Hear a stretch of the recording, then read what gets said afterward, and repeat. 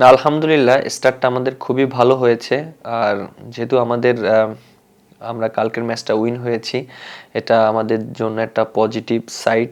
যেহেতু আমাদের এবছর ওডিআই অনেক বেশি ম্যাচ এবং আমাদের র‍্যাঙ্কিং এর একটা ব্যাপার আছে। সো যেহেতু স্টার্টটা ভালো হয়েছে, খুবই ভালো লাগছে। তো নিজের বোলিং নিয়ে কতটুকু স্যাটিসফাই আপনি, বা নিজের বোলিং নিয়ে যদি কিছু বলতে চান?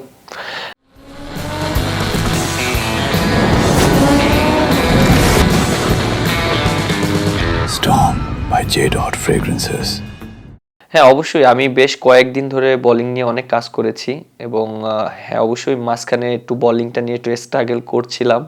বাট কোথায় আমার ইমপ্রুভ করতে হবে সেটা আমি খুব ভালো করেই জানি। সেটা নিয়ে আমি কাজ করেছি এবং বিসিএলেও ২ টা ম্যাচ খেলেছি। ওখানেও সেটা নিয়ে কাজ করার চেষ্টা করেছি এবং আলহামদুলিল্লাহ কালকে বোলিংটা আমার জন্য অনেক বেশি কন্ট্রোল ছিল এবং বলের লাইন লেন্থটা খুব ভালো জায়গায় ছিল এবং উইকেটটা অনেক ভালো উইকেট ছিল। এই উইকেটে যদি লাইন লেন্থ মেনটেন করে না বল করতে পারতাম তাহলে হয়তো রান হয়ে যেত, উইকেটও বের করতে পারতাম না। আগামীকালকের পরিকল্পনাটা কি?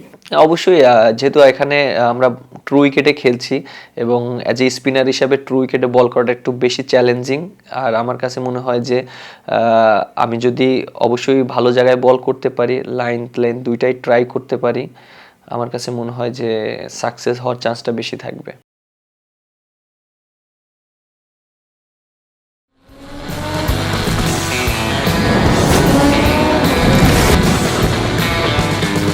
Storm by J.